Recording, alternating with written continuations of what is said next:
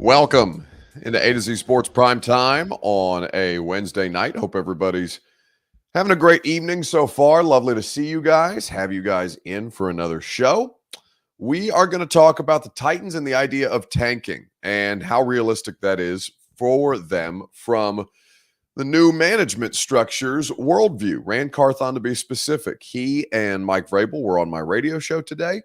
And we asked them about a couple of different things, certainly tanking being one of the subjects that we addressed with the GM of the football team. We will discuss at length here what the Titans should be doing tonight and whether or not they will be involved in a couple of different situations and what that means as far as the personnel on the roster and how Mike Vrabel and Rand Carthon kind of manage things. We'll go through those situations tonight together. Before we get started, I need you guys to share this show on Facebook, YouTube, Twitter, and on Twitch. If you're on Twitter, please retweet the show in the bottom right-hand corner of your screen. If you're on YouTube or Twitch, please subscribe to the channel. Throw a like on the video. We would be grateful for you that way. And you can certainly tell your friends to do the exact same if you've done so already. Facebook Live, you can share now to public. That is in the bottom left-hand corner of your screen, and your Facebook friends can join us as well. To tank or not to tank, we're going to go through it tonight on the Primetime Show. Welcome into A to Z Sports Primetime, not from the Superbook Sports Studios, but from Indianapolis, Indiana, where we are here for the Scouting Combine. I'm your host, Buck Rising, and I'm proud, as always, to be presented by Superbook Sports. Download the Superbook app today. Go to superbook.com for terms and conditions. They'll match your first bet up to $1,000, win or lose. What you have at TrueMath Fitness in the Gulch. They'll provide your first workout free as a Middle Tennessee resident. Get your fitness journey started today at TrueMathFitness.com. And the Ashton Real Estate Group of RE/MAX Advantage. GaryAshton.com is where you go for your dream address without the stress. The Ashton Real Estate Group will get you right at GaryAshton.com. So, looking at the circumstance for the Titans right now, there's a couple of different questions that we've been talking about, basically since the offseason began. Since this team kind of showed itself to be what it was, a not really secure situation with some serious talent deficiencies, a lot of coaching changes that needed to be made, and ultimately personnel that needs to be substantially upgraded. So with everything that's going on with the roster and with the team, a lot of you guys have brought up the idea of tanking and what that means for the Titans and how it might benefit them under the current circumstance. So your Two Rivers Ford take is quite easy tonight. Whether you agree with it or not is a different question. But tank or no tank, what should the Titans do in 2023? Let me know on Facebook, YouTube, Twitter, and Twitch. It's your Two Rivers Ford take. It's made possible by Two Rivers Ford. Two Rivers Ford always sells all non-specialty new Ford vehicles below MSRP and will always go above and beyond to make sure you enjoy the car buying experience. Two Rivers Ford in Mount Juliet or online at tworiversford.com. So tank or no tank? What should the Titans do in 2023? Stephen King says, trust the tank. Sam Carnita says, don't even think of the playoffs next season. Jackie Holbert, hell no, you play to win, just like your diet at the moment. Buck, let's just tank. Well, yeah, my diet did take a beating. The last two nights, we went to St. Elmo's Steakhouse. Last night, we went to Ilaria, I believe is how the Italian restaurant we went to tonight is pronounced. It was phenomenal. But yes, my diet is taking a beating during the Combine week at Indianapolis. Such is life. So I was interviewing Rand Carthon. We had him on the radio show. You can hear the full interview when you subscribe to the podcast of the radio show that I do. It's very creative, the name. It's called The Buck Rising Show. Had Rand Carthon on the radio show, and I asked him, the idea of tanking, put it into context for people who are outside of a football organization. Media talk about tanking. Fans talk about tanking. How do you view it at this point that we're in? And fans and media like to toss out words like tanking in ways that I don't think football people use, because you laugh, and I want to try and articulate for the audience the difference between how football people approach this and how it's discussed in an off season, regardless of who the club is. I'll just, my response to that will be, can you imagine a conversation where I walk into a room and ask Mike Vrabel, is there a way that we can tank this year? That's not how Mike's wired. Mike's a winner. And so, regardless of what's going on around us, who's taking the field, the objective is to always win. And so, I wouldn't even, that's, first of all, that's not who I am. Second of all, I would never approach, Mike with a thought of us potentially tanking. With So it's not apparently in the Titans' DNA at this point when you talk about who they are and who's running them at this stage. Pat W says, no tanking. Let's see what Ran is made of. A to Z Sports Primetime is presented by Superbook Sports. Download the Superbook app today, and they'll match your first bet up to $1,000, win or lose.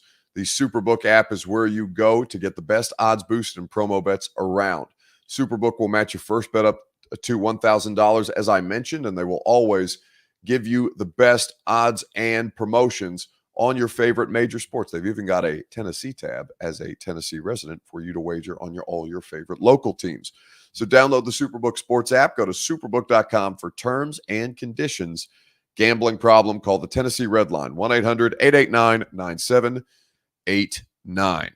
So Xavier says, great interviews today, Buck. I appreciate that. Yeah, Vrabel I thought was really good, and Carthon I thought was really good. We had normally I don't like to do the radio show like that where we have I think we had 5 guests in 9 total segments of radio. That's not something that we necessarily strive for on a regular basis, but given that all the guests were, I think, of high enough quality that we could do that today. Yeah, 5 really, really strong people that we had the opportunity to chat with, and Josh Pate, Mike Giardi, Mike Vrabel, Rand Carthon, and Greg Cosell of NFL Films, all on the radio show today. Did you ask Vrabel if he's interested in tanking? You know what, Jackie? I didn't. Now, I not on purpose. I honestly, I can't remember kind of the flow of the conversation, but it just didn't take us down the path where I was going to talk to him about tanking. I talked to him a lot about making personnel decisions and scouting players from college to the pros, and you'll hear a little bit of the Vrabel discussion here in just a moment. Buck doesn't like his guests because he likes to hear his own voice, says Stephen King. It's true. It's I've been found out. It's that's at the core of the question. Yes, I like less guests so I can hear myself talk. More microphone time for me. Yes, more. So with all that being said, the idea of tanking for the Titans, I'm not a proponent of it necessarily. I don't want to watch a roster that's tanking. I don't think that's fair to, coaches and players who will be on a roster and as a part of a coaching staff to kind of put them in jeopardy that way by having a season where you either actively or passively lose games.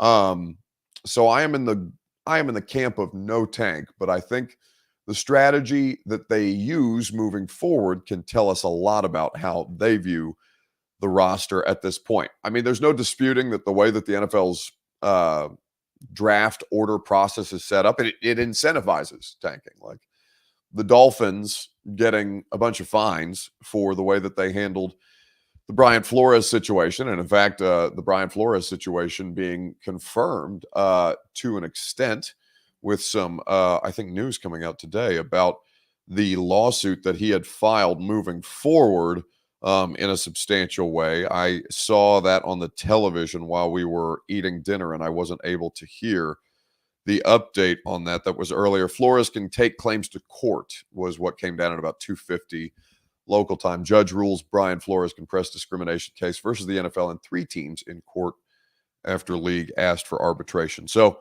ultimately, the Dolphins in 2019, the tank for Tua season, there was discussions of $100,000 handshakes to lose games among Stephen Ross, the owner, and Brian Flores, who was the head coach at the time. Obviously, the Dolphins were in the middle of a tanking season, but were able to win enough games at the end. I think they won like 4 of their last 5 rather, down the stretch, and really puts a lot of people in jeopardy that way. Tanking, it's not a perfect science, right? Like, there's nothing to guarantee that the Titans are going to be bad enough to get the best quarterback in next year's draft if they just outright throw a season. So, with all that being said, I think Rand Carthon and Mike Vrabel wouldn't explore that path anyway, but it's not really a logical approach, I think, even though the structure incentivizes tanking right now. Let's talk about a player on the roster who you think is untouchable this offseason for the Titans, because we got into a couple of discussions this week about Derrick Henry and the idea that the Titans, Rhett Bryant of Titans Radio, he's the executive producer. He had mentioned on, I think, Monday, if I'm not Tuesday, rather, because we were up here at Indy, the idea that, he has this gut feeling that Derrick Henry might be traded with a $16 million cap hit on the Titans this year. It might make more sense to move him while he's still a legitimate asset for a lot of teams and try to regain some of that draft capital, since you only have 6 picks in this upcoming draft. So we were talking about the idea of trading Henry, and so I'd like to ask you guys, name a player on the Titans roster you think is untouchable this offseason. We will go through the discussion together right after I remind you that the Primetime Show is presented by True Math Fitness in the Gulch. Go to True Math Fitness to get your workout goals established, get them started, and get your workout journey, your fitness journey, underway. It can be a difficult thing to start, but once you start, I promise you will feel so much better about what it is that you have set out to accomplish, whether that's to get in better shape, whether that's to lose weight, whether that's tone yourself up a little bit before we all have to be in bathing suits at this particular time of year. True Math Fitness will put you in a position to succeed with their group classes, their personal training, or their open gym. TrueMathFitness.com for your first workout free and all of their great membership options. So, what player on the roster is untouchable right now? Derrick Henry is the reason why I thought of this. And Derrick Henry, I don't think, is untouchable. I think a lot of you would find that blasphemous. Diane Mahone says Derrick Henry is untouchable on the roster right now. Hillbilly Ben says Henry is the best, but worthless without some other kind of offense. Trade for picks and rebuild. Pat W says Tannehill is untouchable. I don't think that's true at this stage, but I appreciate your support of him, I guess. I think Ryan Tannehill is safer than Derrick Henry, B. Friend says. I would agree with that assessment. Matthew Egger says nobody is untouchable at this point. NPF says Rashid Jenkins. That's an interesting selection. I don't think there is a player on the roster that's untouchable right now. And, I think the Titans are in a spot where they have to have all options on the table. Mike Vrabel did the radio show today, and I was asking him about the idea of releasing players, given that they just cut Taylor Lewan, and I thought Mike Vrabel kind of articulated it very well. Done this a million different times and obviously had relationships with a ton of different players, but like the balance of, maintaining the relationship, making sure they understand that you're there to support them as their coach, as their friend. You're basically, in essence, a part of their family. And then, you come to the situation like the Combine, you're being asked a million questions about quarterback commitments and things like that. And you have to kind of publicly. And I've always said that it's difficult, I think, to do it the way that we do it. Not that we have all the answers, but we do try to make a connection, a strong connection, whether that be with AJ, whether that be with Will Compton, Taylor, all the way down with different players, that Logan Ryan, or that, you try to make a connection with, you try to get to know their family, you try to understand what they care about outside of the football field, and support those. But then you also have to make decisions and hold them accountable for different things. And I think that's always a fine line. I think that they've always found that they appreciate the honesty and the directness. Titans head coach. So that is Mike Vrabel talking about the circumstance of cutting players when you try to build a family atmosphere. You're trying to support the players, but also understand that there are business decisions to be made. Pat says that I'm untouchable. No, listen, if anybody can get God, it's me, especially when there's no dead money left on my deal. The chopping block has never felt more real at this particular point in time. Stephen Birdwell says, I agree, but I believe it is possible. I'm not sure if he's talking to me or somebody else. Let's see. let's see. Hell, they even locked McNair out of the facility and let him go to the Ravens. Change happens. Yes, indeed, it does. It's a very real thing in the National Football League. And, at this stage for the Titans roster, I don't think there's any name on that list, including Jeffrey Simmons or Derrick Henry, who should be outright ruled out from being moved at this point. Okay, so we are going to wrap things up with the rising and falling segment that we do at the end of every week. Who in sports stock rose or fell the most? We'll talk about it together on Facebook, YouTube, Twitter, and Twitch. Let me know who you would nominate. You're going to hear from Mike Vrabel again on this, as a matter of fact. Who in sports stock rose or fell the most this week? We'll discuss right after I remind you that the Primetime Show is made possible by the Ashton Real Estate Group of RE/MAX Advantage.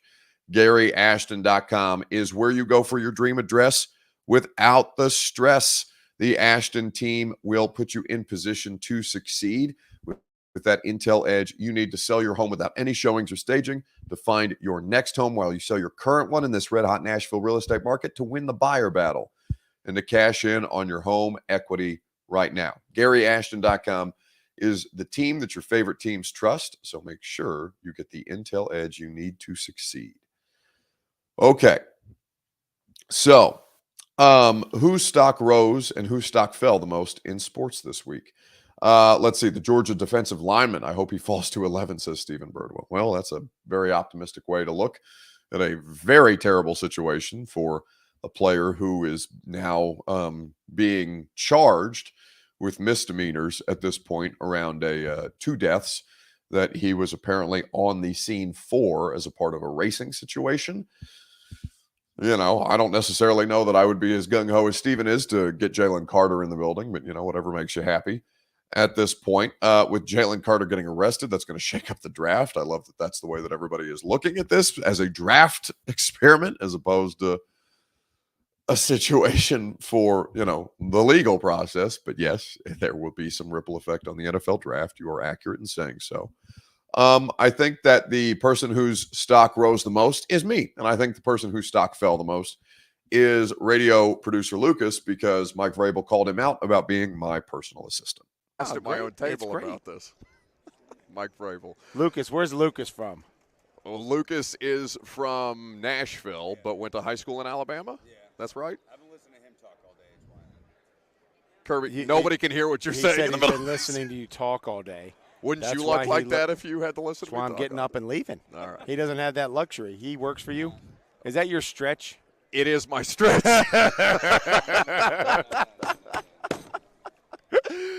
That is my stretch, and everything that now comes he puts his headset on. Patently false. All right, get out of here. And that's as much as Stretch gets to talk. No, I'm kidding. Mike Vrabel here with us on 104.5 The Zone. Get out of here already. See you guys. Mike Vrabel, confirmed menace. Lucas Panzica, stock down. Buck Rising, stock up. Devin Mills says, "Get some sleep, Buck." Why do I look that bad? Good God. Maybe it's the lighting. I don't think it's terribly favorable. But yeah, Combine week is a grind. That's fine. We're having a great time up here. And I think we're doing a lot of really good radio. And I think the Primetime Show has been a lot of fun. And going to head out tonight, see what I can learn, and catch up with some good NFL friends who are in town from other markets, and national friends, and all kinds of things about that we'll be able to learn some information from, and have a good time, and see if we can't make this offseason a little more clear at this point, as far as all the different things that are flying around and everything that's up in the air in the news cycle right now. Lucas' voice is terrible. He comes on too loud with Zach. I don't know what that means. But yes, I will agree with you. Lucas's voice is terrible. More bad things about Lucas. I actively encourage it. All right. Well, speaking of Jalen Carter, I think it is worth playing the video, because it's a situation that's going to dominate the Combine headlines. The loss of life on a January 15th incident. Jalen Carter, the defensive tackle out of Georgia, he was at the scene, apparently left the scene after a crash that cost 2 people their lives. Apparently misled the police about it, according to the Atlanta Journal-Constitution. He is denying the latter part of that reporting, and put out a statement saying that he had returned to Athens to try and straighten things out with police as soon as possible. But the news broke about 10 minutes before he was supposed to be on a podium. in front of about 400 NFL media members. And certainly the timing of that is not lost on me. Yeah, this really played out in real time here in Indianapolis. Jalen Carter met with several teams last night, really about just football. And the way a lot of teams do it now is they have the meetings about just football here in Indy, and then they get to know the players more from a character and personal standpoint away from here. This did not come up in any of the conversations, according to people I've spoken with, because they knew there were some character concerns with Jalen Carter, knew they needed to get to know him much better off the field before they were able to bring him into their building, but they simply did not know that he was involved in this incident that unfortunately resulted in a fatal car crash. So Jalen Carter was supposed to meet with reporters earlier today.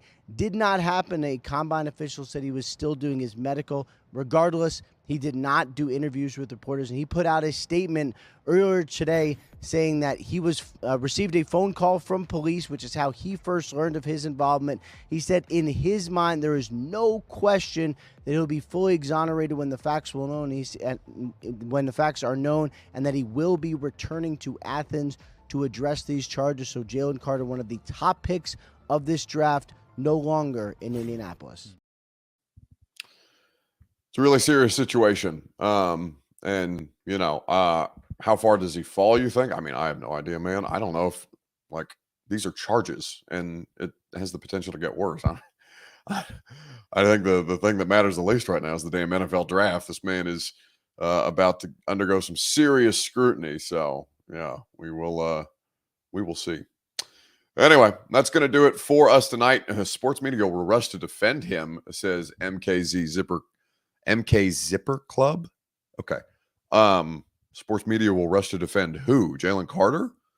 Who is rushing to defend Jalen Carter? Nobody. I mean, you know, Jalen Carter's situation just became available to us. I don't think it's a defense of him to say, yeah, I probably don't mislead the cops if that is in fact the case. And also, he should probably not be at the combine because he's got to figure out this legal situation. I do think it's interesting that the news breaks on the day that he's supposed to speak to 400 media members at this point and was supposed to do all kinds of national interviews and things of that nature. So that is not lost on me at all. But yeah, draft stock, I don't really give a shit about his draft stock or not. I want to know what kind of charges he has, how much more serious they can get, and how much longer this is going to go on before we start talking about the NFL draft. Anyway, see you guys tomorrow. One last primetime show. Radio show is going to be fun. Danny Kelly from The Ringer is going to be on, as well as I'm sure some other guests who will stop by the table. Our friend Carmen Vitale, who covers the NFC North for Fox Sports, talk about the idea of the Bears shopping the number one pick and how interested the Titans should be in that at this point. Have a great rest of your evening, and I'll talk to you tomorrow on the radio show at 10. If not, prime time for one last time this week, tomorrow night. See you guys. Are you surprised to hear that? Certainly not. The first year we took it to the limit. And I was in Miami with my new beach house. Well, it was a couple minutes from the beach. It's been 20 years since then. We haven't been too strong in the last few years. Oh, we've been strong. We're just playing by the rules. You can't have a newcomer come in and steal a show.